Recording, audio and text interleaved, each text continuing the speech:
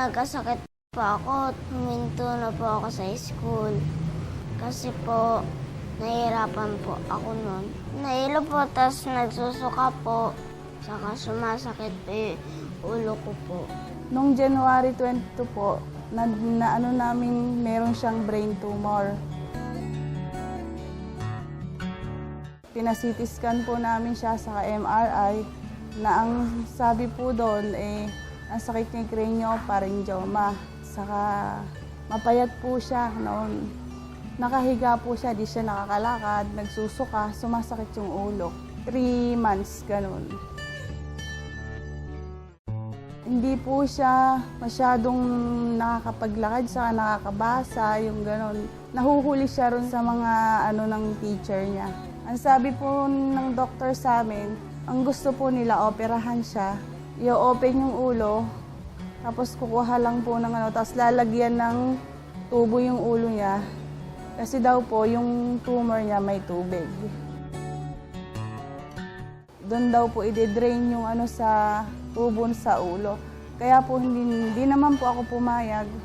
Kasi nga po, sa hirap ng buhay ngayon, ala po kaming agad-agad na makikitang malaking pera.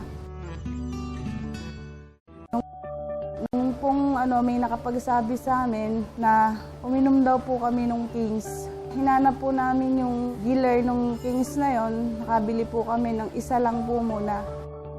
Nung nakaisang bote na po siya, nakita na po namin yung pagbabago niya. Na nakakalakad na po, tapos hindi na siya nagsusuka, hindi na rin sumasakit yung ulo niya. Dati po kasi halos nakahiga na lang siya. Tingin po ulit kami, gusto ko po sana maklear kung talaga.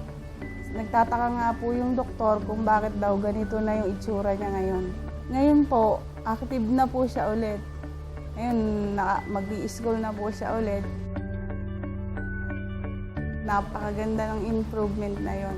Kasi po, halos iyakan na lang namin siya . Tapos ngayon, napakasigla na po niya. Hindi katulad noon na di namin siya makausap. Bilang ina po, natutuwa po ako at kita namin yung King's Herbal na yon. Kasi po, yun ang naging malaking tulong sa amin. Naglulong siya at sinasabi niya na, yes, nandito na yung herbal ko. Sabi niya gano'n. Nawala na po yung hilo ko, sakay suka, sakay pagsakit ng ulo po.